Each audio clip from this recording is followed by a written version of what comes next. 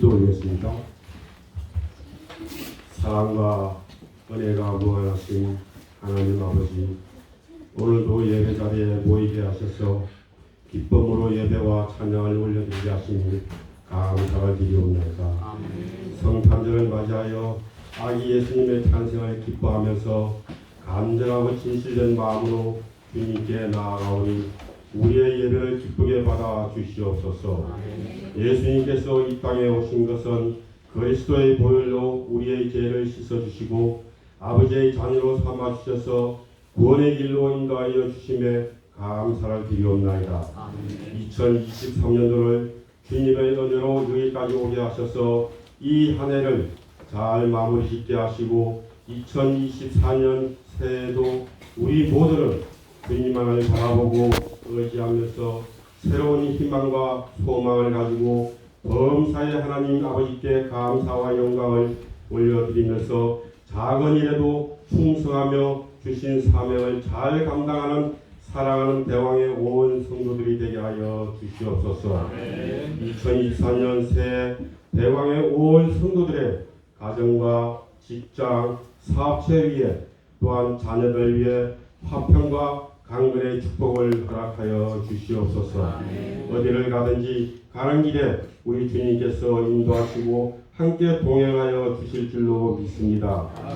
하나님 아버지, 우리 목사님 새해도 온 성도들에게 귀한 은혜의 말씀을 전해주시고자 애쓰고 수고하시며 준비하는 말씀에 지혜 주시고 능력을 더하여 주시고 늘 강건함으로 지켜주시옵소서. 목사님 가정도 주님의 축복으로 사랑과 은혜가 넘치는 가정으로 항상 함께하여 주시옵소서.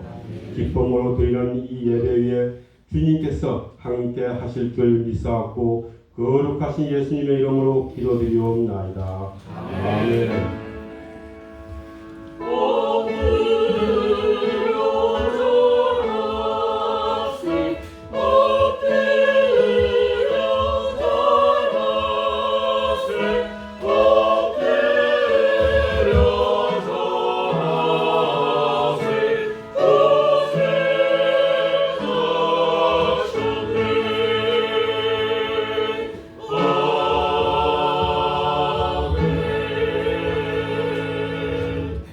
하나님의 말씀은 마태복음 2장에서 1절 말씀에서 10절 말씀까지 한번 같이 한번 복독하도록 하겠습니다.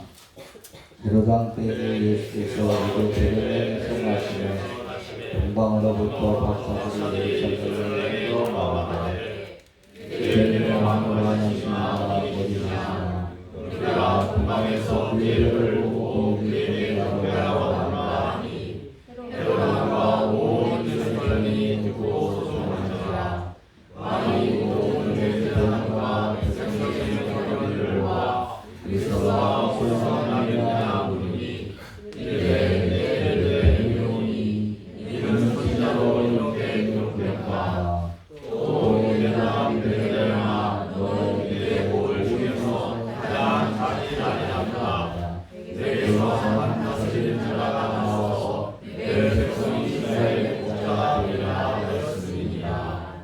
이에 그것이 가나안의 사람들을 불러 그리한 때를 자세히 보고 베들레헴으로 보내어 가서 예루살렘에 가자고 찾거든 이에 보아여 너같이 그에게 복되게 하라. 박사들이 왕의 말을 듣고 동방에서 아이도 그들을 앞에서 서인도하여 가다가 악인이 그에 머물러 서 있는지라. 그의 이름을 보고 그에게 기뻐하고 하라. 아멘.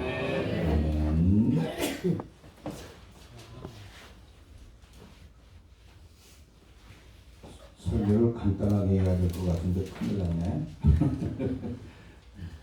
너무 또 2부 순서가 있기 때문에 어쨌든 한번 생각해 봅시다. 자, 우리 예수님 탄생한 성탄절을 맞이했는데 이 성탄절을 위해서 우리가 생각나는 도시가 있어요. 그 도시가 어디죠? 베들레헴이에요.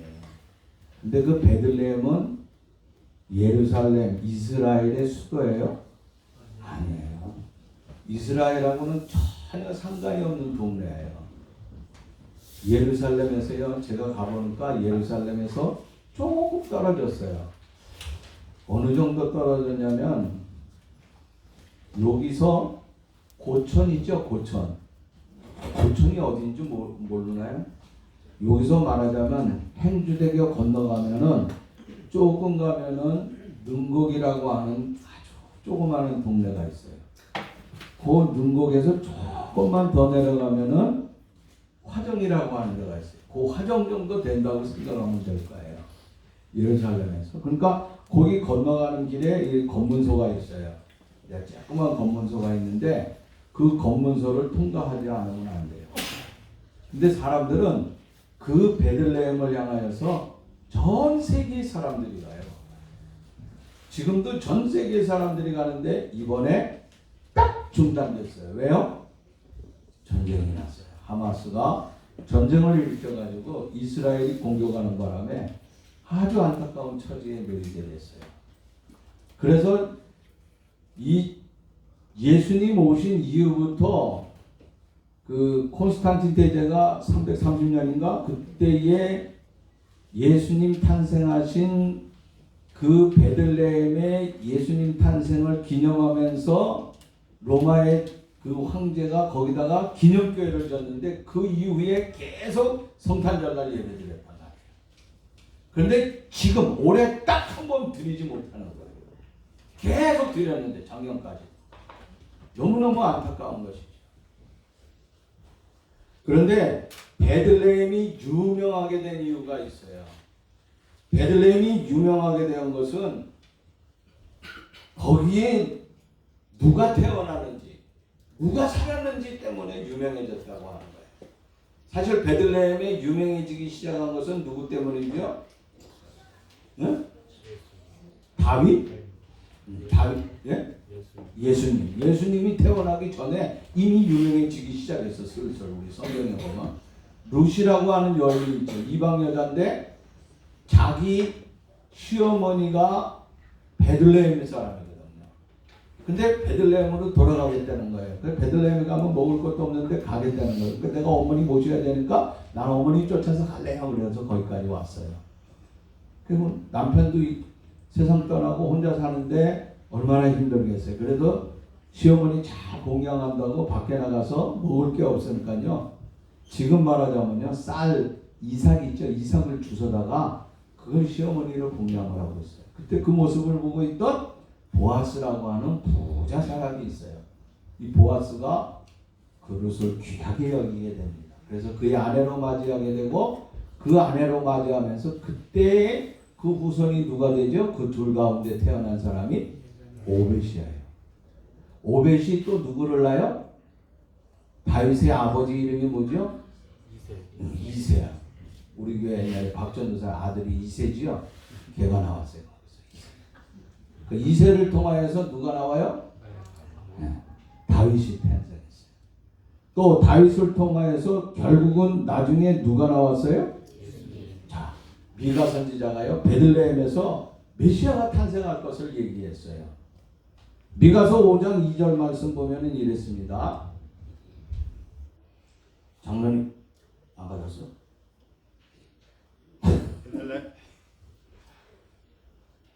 베들레헴 아브라다야, 너는 유다 족속 중에 작을지라도 이스라엘을 다스릴 자가 내게서 내게로 나올 것이라. 자, 이미 미가 선지자는 오래전에 예수님 탄생하기 전에 베들레헴에서 바로 메시아가 탄생할 것을 예고를 했다고 하는 거예요. 성경에 기록되어 있는 경건한 사람들은 베들레헴에서 반드시 예수님이 탄생하신다고 하는 거예요. 그 동네가 어느 동네예요? 베들레헴이라고 하는 것이에요. 자, 그 베들레헴에서 탄생을 하는데 그때 베들레헴에서 우리가 베들레헴에서 이렇게 예수님이 탄생한다 그러니까 유명해졌지. 만약에 거기서요 생각해 보세요. 헤롯이 나왔다고 생각해 보세요. 그 동네는 뭐가 되겠어요? 지금도 손가락 밟는 동네가 됐을 거예요. 거기서 사울왕이 나왔다고 생각해 봤어요. 누가 거기 성지순례를 가겠어요? 아무도 안 간다고 하는 거예요. 그러면 베들레헴이 이렇게 유명해지게 됐는데 예수님이 탄생할 적에 베들레헴이 유명해지는데 그 베들레헴에 찾아간 사람들이 있어요. 누가 찾아갔다 그랬지? 아까 성경에 보니까 동방의 박사들 그랬습니다. 동방의 박사들이 누구예요? 누군지 정확하게 어느 나라의 사람인지 정확하게는 성경에 나와 있지 않아요. 근데 동방에서 왔다 그랬어요. 동방에서 왔다. 학자들은 뭐라고 얘기하냐면 그 세 사람의 이름을 한 사람은 카스팔, 한 사람은 메키올, 한 사람은 다사살 이렇게 발사살 이렇게 얘기하고 있습니다. 근데 이 세 사람이 왔는데 이 세 사람이 동방에서 왔다 그래요. 그 동방이 어딘지 모르겠어요. 페르시아인지 어떤 사람은 바벨론이라 그러고 어떤 사람은 그리스라 그러고 어떤 사람은 인도에서 왔다 그러고 어떤 사람은 애굽에서 왔다 그러고 요즘 한국에는 또 이런 얘기가 있어요. 이미 오래전에 별을 보고 동방이 어디예요? 여기서 동방 대한민국. 대한민국에서 말을 타고 낙타를 타고 여기 끝에 있는 낙타가 있습니다. 타고 해서 거기까지 갔다고 하는 그런 얘기를 하는 어떤 목사님도 있어요. 그것 때문에 이단인이 아닙니다. 지대를 살려라 그러고 막 내쫓아라 뭐 어쩌라 그러고 난리가 났은 적이 있습니다. 그런 사람도 있어요. 그러나 누가 찾아왔다고 하는 것이 중요한 게 아니라 동방박사들이 뭘 연구한 사람이에요? 그 당시 천문학을 연구하는 사람이에요. 천문학이라고 하는 건 뭐죠? 별 연구하는 사람이에요. 별을 연구하는데 우리도 똑같이 별을 보잖아요. 땅만 보고 다니는 사람은 하늘 보지 못하니까 별을 보지 못하겠죠. 그럼 밤에 별을 보는 사람 반짝반짝 이렇게 수많은 별이 있는데 그날 따라서 유독 한 별이 빛나기 시작하는 거예요. 저거 없던 별인데 똑같은 눈으로 봤지만은 그는 보이지만 우리는 보지 못했어요. 모든 사람들이 보지 못했어요. 단 세 사람만 그 별이 무엇인지 알았어요. 저기 틀림없이 위대한 사람이 태어났다. 저 별을 보고 우리가 쫓아가자 그래가지고 셋이서 동행하면서 서로 낙타를 타고서 도망가면서 그때 이 아기 예수님 탄생하는 기념을 위해서 뭘 가지고 가요? 황금과 유약과 몰약. 요것은 세상에서 그 당시 가장 귀하게 사용하는 거예요. 그것을 가지고 떠돌 걸어오게 되었다고 하는 것입니다. 이렇게 베들레헴을 찾아왔다고 하는 것입니다. 자, 베들레헴에 찾아온 곳 왜 찾아왔어요? 왜 찾아왔어요? 거기 예수님이 탄생했었기 때문에 찾아온 것이지 별을 보고서 예수님이 탄생했기 때문에 찾아왔다고 하는 거예요. 베들레헴이 유명해진 것은 뭐 때문에요? 예수님이 탄생했기 때문에. 우리는 예수님의 탄생을 기념하기 위해서 지금 뭘 하고 있어요? 성탄절을 맞이하고 있어요. 바로 예수님이 탄생한 그날을 기념하고 그 영광을 돌리기 위해서. 그런데 두 번째 생각한 것은요. 자, 근데 여기 보니까 많은 사람들이 별을 보고 왔다 그러는데 우리가 별을 보고 왔다 그러는데 민수기 24장 17절 말씀 보면 이런 말씀이 있죠. 한 별이 야곱에게서 나오며 한 별이 야곱에게서 나왔다 그랬어요. 이 별에 대한 이야기가 많아요. 예수님이 아브라함을 향하여서도 뭐라 그랬죠? 그에게 복을 줄 적에 내가 하늘의 별과 같이 그 다음에 바다의 모래가 같이. 자, 별과 같이라고 하는 말. 이건 별과 같이 하나님께서 복을 주신다고 하는 거예요. 별이라고 하는 거 위대한 역사라고 하는 거예요. 그 별을 보고 동방박사들이 찾아왔어요. 어디? 베들레헴. 베들레헴에는 예수님이 있기 때문에. 그래서 우리는 이 성탄절을 지키게 된다고 하는 거예요. 그런데 그것으로 머무르지 아니하고 그때 베들레헴에 어떤 놀라운 두 번째 사건이 일어나는데 사건이 일어났을 적에 베들레헴 사람들은 어떻게 하고 살았는가 하는 거예요. 그 사람들은요 대부분 어떻게 하고 살았는가? 박사들이 별을 보고 찾아왔습니다. 근데 그 별은 아주 위대한 사람이 왕이 탄생한다고 하는 것을 통하여서 거기에 쫓아왔어요. 그런데 그 당시 로마의 왕이 누구예요? 헤롯이죠. 헤롯을 비롯하여 그때 관료들이라든지 학자들은요, 그 별이 뭔지를 몰랐어요. 아무도 몰랐어요. 그런데 그 사람들이 알 수 있는 건 뭐예요? 요새 떠돌아다니는 소문, 소위 정보, 특보를 통하여서 알게 됐는데, 나 말고 내가 왕인데 진짜 세상을 다스릴 왕이 이제 태어났다고 하는 거예요. 그 태어났다 그러니까 그 태어난 예수를 죽여라. 그가 예수가 아니고, 그 당시는 우리는 성경의 예수지만은 이 헤롯이 누군지 모르니까 뭐라 그랬어요? 2살 밑에 된 아이들은 그때 다 죽이라고 합니다. 헤롯이 얼마나 못됐는지 몰라요. 헤롯이 어린아이들 다 죽였어요. 근데 아이러니컬하게도 지금 2000년 후에 지금 어떻습니까? 하마스들이요, 전쟁이라 가지고 어린아이를 싹 죽여버리고 있잖아요. 너무너무 안타까운 사실. 어떤 선교사가 저한테 전화가 왔어요. 너무너무 목사님 이거 너무너무 안타깝다 이거예요. 오히려 그 과거에도 그랬는데 그것이 2000년 후에 이렇게 나타난다고 하는 것을 볼 적에 하나님의 뜻이 어디 있는지 모르겠다고 하면서 거기 선교사님이 있다가 이제 한국으로 돌아왔는데, 다시 전쟁이 끝나면 그 팔레스타인으로 들어가야 되는데 못 들어가고 있어요. 그래서 기도해달라고 하고 있는데 너무너무 안타까워요. 그런데 이 헤롯이요, 얼마나 못됐습니까? 헤롯이 그 당시 나이가 몇 살이었냐면요, 70여의 나이였어요. 오랫동안 왕권을 쥐고 있는데 70인데 자기 부인이 몇 명인 줄 아세요? 부인이 10명이에요. 10명인데 거기에 10명 가운데 자녀가 수도 없이 났는데 그 자녀들을 통하여서 나이가 우리 아버지가 많으니까 전쟁을 벌이는 거예요. 그 자리를 탑을 내는 거예요. 왕권을 빼앗으려고 그러니까, 자식이 왕권을 이어받으려고 그러니까 그 자식을 어떻게 해요? 죽여버려요. 자식을 죽여버리는 자가 내 왕권에 도전하는 어디 정보에 의하면 그 동네 뭐 누가 났다 그러는데 싸그리 죽여. 그 베들레헴뿐만 아니라 그 근처 몇 킬로 안에 있는 애들은 다 태어난 애들은 다 죽여버리라. 왜? 자기의 왕권이 흔들릴까. 그 아이가 자라나서 언제 왕이 될지도 모르고 지가 얼마든지 해먹고 생명이 나해서 죽을 날까지 해먹을 건데도 그거 이 권력의 힘이라고 하는 것이 얼마나 무서운지 몰라요.